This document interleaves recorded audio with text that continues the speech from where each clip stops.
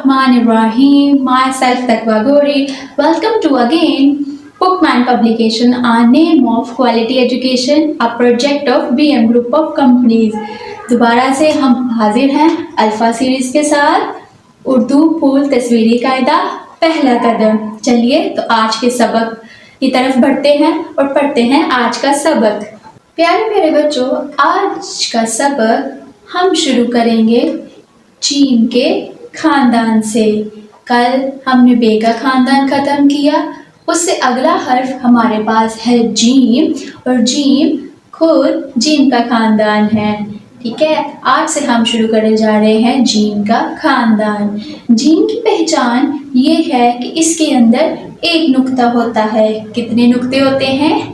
एक नुक्ता। और इसकी क्या आवाज होती है? जीम ज, जीम ज। हाँ जी, चलिए तो अब बढ़ते हैं उन अल्फाजों की तरफ जो कि हमारे इस सबक में मौजूद हैं और वो जीम से शुरू होने वाले हैं। जीम ज जहाज, जीम ज जहाज। जीम ज जोकर, जीम ज जोकर। जीम ज जग, जीम ज जग। हाँ जी, तो ये वो अल्फाज थे जो हमारे सबक में मौजूद थे। अब बढ़ते हैं इस खूबसूरत से सीन की तरफ, जिसको हम एक नज़म के ज़रिए बयान करेंगे कि इस तस्वीर में हमें क्या क्या बताया गया है और क्या क्या दिखाया गया है। इसको हम एक नज़म के ज़रिए पूरा करते हैं। चलिए तो नज़म पढ़ते हैं, मेरे साथ सारे बच्चे मिलकर पढ़े। जोकर आया, जोकर आया, कहाँ है? ये रहा जोकर, साथ में अपने करतब लाया। करतब वो जोकर वो जो ट्रिक्स करके दिखाता है, वो जो खेल करके दिखाता है, उसको करतब कहते हैं। जब उसने जहाज को पाया, जहाज कहाँ होता है? आसमान में। ये रहा जहाज, जोर से अपना जूता घुमाया। ये रहा उसका जूता, जोकर जूता जहाज। अब बारी है नज़म की दोहराई की, तो चलिए मेरे साथ सारे बच्चे नज़म को दोहराइए। जोकर आया, जोकर आया, साथ में अपने करतब लाया। जब उसने जहाज को पाया, जोर से अपना जूता घुमाया।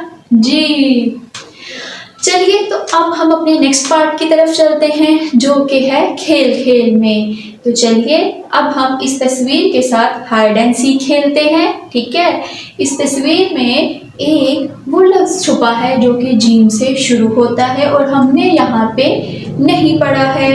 और उस लफ्ज़ को कौन ढूंढेगा? जी हाँ, आप लोग। तो चलिए उस तस्वीर को ढूंढिए और उस लफ्ज़ को ढूंढिए जो जीम से बनता है। चलिए तो मैं आपकी मदद कर देती हूँ। जीम ज जहाज, ये रहा। जीम ज जोकर, ये रहा। जीम ज जग, ये रहा। तो वो क्या है जो हमने नहीं पढ़ा? जी, जीम ज जूता। शाबाश।